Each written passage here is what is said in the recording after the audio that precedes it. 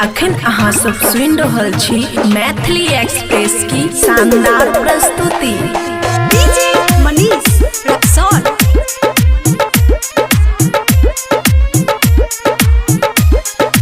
खुशी recording studio बलुआहा। लेला कुदारी माथे बांधला पगरिया, करे के तैयारी सुबह काम हो, करे के तैयारी सुबह काम हो। लेला कुदारी माथे बांधला पगरिया, कल एगो आज सुबह काम हो। पंडल सजा जाके माई के दुआरिया, लिख दिया मैया जी के नाम हो। पंडल सजा जाके माई के दुआरिया, लिख दिया मैया जी के नाम हो।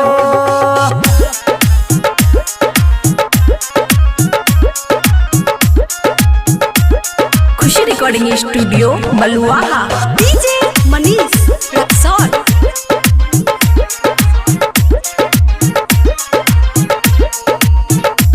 जी पंडल सजैया बड़ा भारी हो, माई हंस पे चढ़ के आइल बाड़ी हो। माई हंस पे चढ़ के आइल बाड़ी हो। जी पंडल सजैया बड़ा भारी हो, माई हंस पर चढ़ के आइल बाड़ी हो। अभी से जाके सजैला पंडलवा, लिख दिया माई जी के नाम हो।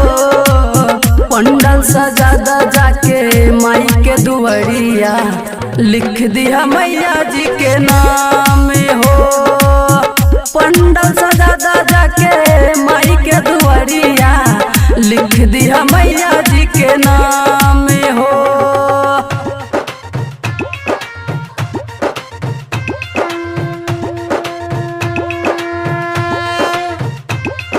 Khushi recording studio Baluaha. DJ Manish Raxaul.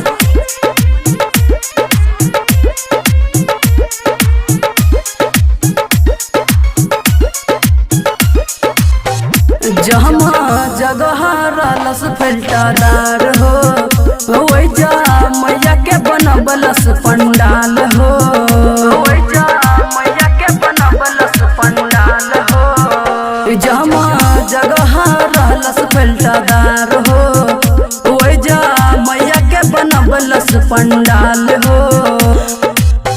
आसू बटे बहरा तजीमा बटे तोहरा, करे के तैयारी सब काम हो।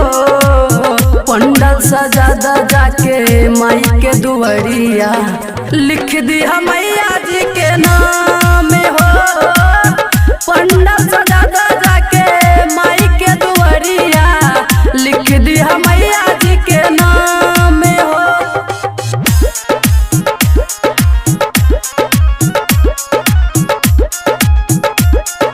Khushi recording studio Baluaha. DJ Manish Raxaul.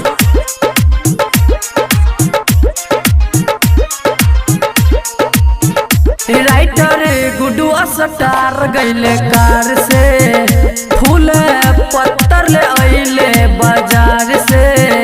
फूल पत्तर ले आइले बाजार से। राइटर गुडुआ सटार गईले कार से, फूल पत्तर ले आइले बाजार से।